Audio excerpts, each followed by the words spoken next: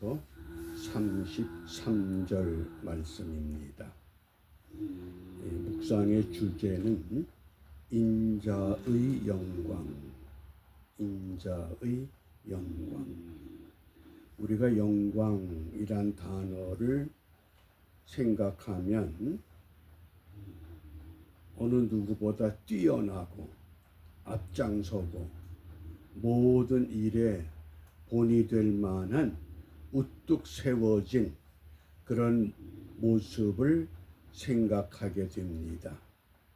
그러나 본문에서 우리 예수님께서 인자의 영광 이렇게 말씀하셨을 때 이것은 십자가를 의미합니다.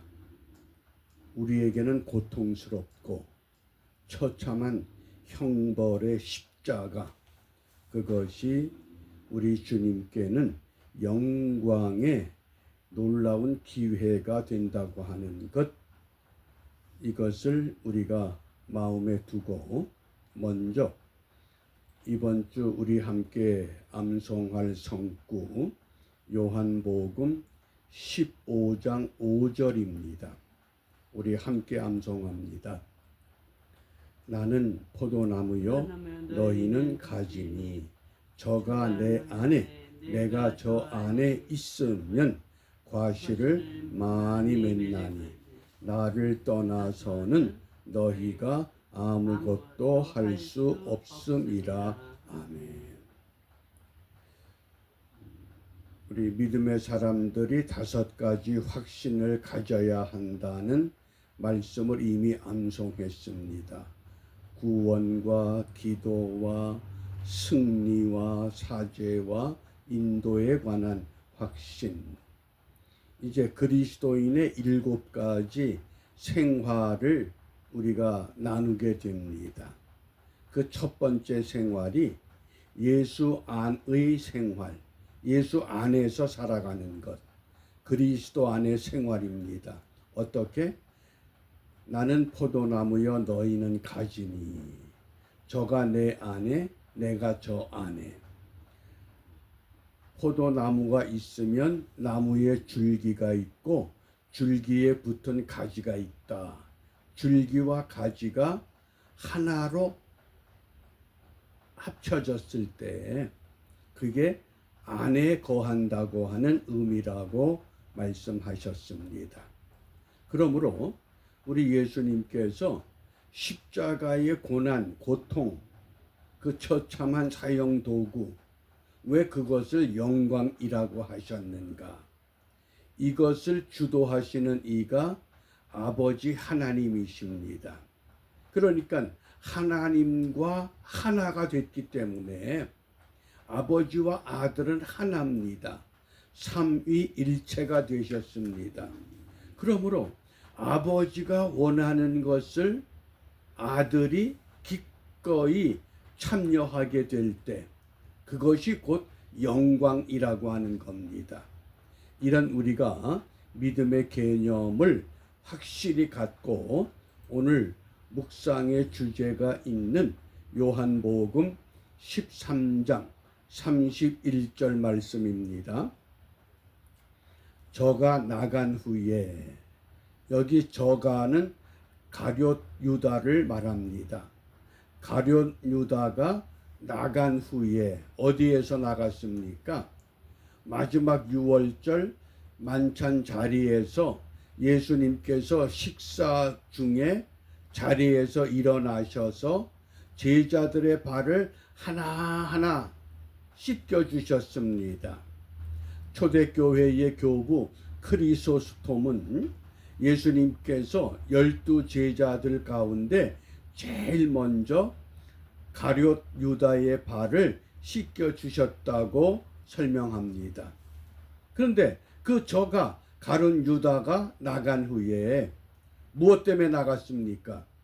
사탄이 가룟 유다의 마음속에 예수님을 팔아 넘길 생각을 집어넣었다 그랬습니다. 예수님의 끔찍한 사랑을 받던 제자 가룟 유다지만은 예수님을 팔아 넘겨야 되겠다. 그런데 그때 예수께서 가라사대 지금 유다가 예수님을 팔아 넘기기 위해서 유월절 만찬의 자리를 떠났을 때 지금 인자가 영광을 얻었고 예수님께서 영광을 얻으셨다고 말씀합니다. 혹 어떤 분들은 이 영광을 장차 부활이라고 설명하기도 합니다. 그러나 문맥상으로 보면 그건 부활은 나중의 사건이고 인자가 영광을 얻었고 하나님도 인자를 인하여 영광을 얻으셨도다. 이것은 분명 십자가의 죽음을 말씀하십니다. 왜? 십자가의 죽음이 있어야만 그 다음에 부활이 이어지기 때문인 줄 압니다. 오늘 이 배경이 되는 그 다음 32절, 33절 말씀을 읽어보겠습니다. 만일 하나님이 저로 인하여 영광을 얻으셨으면 하나님도 자기로 인하여 저에게 영광을 주시리니 곧 주시리라. 소자들아, 내가 아직 잠시 너희와 함께 있겠노라. 너희가 나를 찾을 터이나 그러나 일찍 내가 유대인들에게 너희는 나의 가는 곳에 올 수 없다고 말한 것과 같이 지금도 너희에게도 이르노라. 아멘. 예수님의 생애의 이제 마지막 절정의 시간이 다가오고 있습니다. 어떻게 보면 예수님 생애에 위기가 닥쳐왔습니다. 이 위기라고 하는 이 단어가 위험과 기회를 하나로 묶은 단어입니다. 그러니까 위기는 뭡니까? 위험한 기회다. 이 위기를 잘 넘기면 좋은 결과를 얻을 수 있지만은 이 위기를 잘못 넘기면 어떻게 됩니까? 위험하다는 겁니다. 예수님의 십자가의 사건을 통해서 이 위기를 예수님께서는 이 위험한 기회를 부활의 영광으로 바꿔놓으셨습니다. 저는 이 아침에 이 말씀을 묵상하면서 우리 예수님의 이 탁월한 지도력, 이것을 깊이 생각해 봤습니다. 왜? 현재 우리 자유대한민국의 이 상황이 정말 위기입니다. 입법부, 사법부, 행정부, 삼권 분립이 분명히 명시되어 있지만은 삼권 분립이 되질 않고 서로 자기들끼리 이상한 방향으로, 오죽하면 외국의 언론에서 한국의 이 사법부를 어떻게 비난하느냐, 한국의 판사들은 몇십억씩 돈을 주면 판결을 자기들 마음대로 결정한다는 겁니다. 이게 얼마나 수치스러운 일입니까? 그런데 오늘 우리 예수님께서는 이 위기를 어떻게 극복하시느냐, 이게 놀라운 우리 주님의 그 십자가의 사건을 통해서 오늘 우리가 기도할, 우리가 어떤 지도자를 세워달라고 기도해야 되느냐, 예수님 같은 지도자가 있으면 얼마나 좋겠습니까? 우리 현실하고는 맞질 않기 까닭에, 그러면 적어도 역사적으로 바람직한 지도자는 어떤 지도자인가? 그 마르쿠스 아울렐리우스라고 하는 로마 제국의 16대 황제, 이 아울렐리우스는 황제이면서 동시에 철학자입니다. 스토아 철학의 아주 유명한 이름을 떨치고 있습니다. 그 아울렐리우스가 쓴 작품 가운데 명상록이라고 하는 유명한 책이 있습니다. 그 책에 보면 지도자의 4가지 덕목을 소개합니다. 그 4가지 덕목을 우리가 생각하면서 오늘 우리에게도 이런 지도자를 세워 주시옵소서. 왜? 이 위기를 우리가 극복할 수 있는 방법이기 때문에 첫 번째는 지혜로운 지도자입니다. 지혜가 뭡니까? 미래를 계획하고 그 미래의 목표를 실천하기 위해서 그 실천하는 과정 속에 필요한 지적인 능력입니다. 그러니까 정확하게 알아야 됩니다. 한국의 정치 상황, 경제 상황, 입법, 사법, 행정의 그 정확한 상황, 그것을 아는 게 지혜입니다.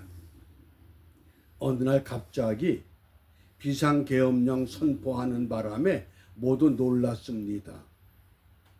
어떻게 이런 식으로 비상계엄령을 선포하는가? 그런데 거기에 꼼수가 있었습니다. 무엇 때문에? 입법, 사법, 행정을 뒤흔들고 있는 잘못된 것, 이것을 해결할 수 있는 유일한 방법을 알아낸 겁니다. 그게 지혜라는 겁니다. 그 다음 2번째, 정의감. 이 정의감이라고 하는 것은 정의와 불의를 구분해서 정의를 선택하는 것, 그게 정의감입니다. 내 주장을 관철하기 위해서 돈으로 매수하고 권력으로 짓누르고, 그건 정의가 아닙니다. 정의와 불의를 잘 구분해야 됩니다. 그러면서 정의를 행할 수 있는 올바른 판단력, 그게 정의감입니다. 그 다음에 강인성입니다. 이 지혜가 있고 정의감이 있으면 이것을 끝까지 끌고 갈 수 있는 강력한 정신적인, 그리고 거기에 따르는 정치적인 힘을 발휘해야 됩니다. 그게 강인성입니다. 그런 강인함이 없이는 절대 이 일을 바르게 이끌어갈 수가 없습니다. 그 다음에 4번째가 절제력입니다. 인간이기 때문에, 지도자도 사람이기 때문에 때로는 사람의 정에 의해서 우리가 미혹을 받을 수 있습니다. 이 절제라고 하는 것은 욕망, 그떤 유혹, 이것을 완전히 억누르고 철저하게 중립적인 자세에서 균형을 유지할 수 있는 그런 힘. 저는 이 4가지 덕목을 한마디로 통찰력이라고 얘기를 합니다. 영어의 인사이트라는 단어를 쓰는데 이 통찰력이 있는 지도자. 지금 예수님께서 그 사랑하던 제자가 예수님을 팔아넘기기 위해서 만찬의 자리를 떠났습니다. 다른 제자들은 왜 그가 그 자리를 떠났는지 이해를 못합니다. 그런데 예수님은 속히 해라. 너 하고 싶은 거 빨리 해라. 그러면서 가야 할 방향을 분명히 목표를 향해서 다지고 그 길을 가게 됩니다. 그러므로 오늘 우리 조국이나 또 우리 이 미국이나 가장 필요한 지도자가 누구냐? 이런 통찰력이 있는 지도자. 이걸 우리가 신앙적으로 말하면 영적인 능력 그럽니다. 통찰력보다 한 수 위입니다. 우리 예수님은 영적인 존재, 완벽한 영적인 능력을 소유하셨기 때문에 그러한 지도자를 우리가 얻지 못하면 적어도 아우렐리우스가 이야기했던 명상록에 소개된 이 통찰력 있는 지도자, 하나님 이런 지도자를 세워주셔서 이 위기를 극복하고 전 세계 어디를 다녀봐도 정말 나라를 사랑하고 하나님을 사랑하는 어떤 민족, 어떤 집단을 하나님이 쓰시고자 할 때 쓰임 받을 수 있는 준비된 믿음의 사람들, 우리가 내 자신이 먼저 그 일을 위해서 헌신할 필요가 있습니다. 그러므로 이 아침에 우리가 무엇을 기도하느냐? 시편 144편 15절입니다. 이러한 백성은 복이 있나니. 어떤 백성입니까? 여호와를 자기 하나님으로 삼는 백성은 복이 있도다. 잘못된 사상, 잘못된 것에 붙잡힌 영이 어두워진 그런 세력들 가운데서 여호와를 자기 하나님으로 삼는 백성은 복이 있다. 그러므로 하나님을 두려워할 줄 아는 지도자를 우리가 세워달라고 이제 부르짖어야 할 때가 됐습니다.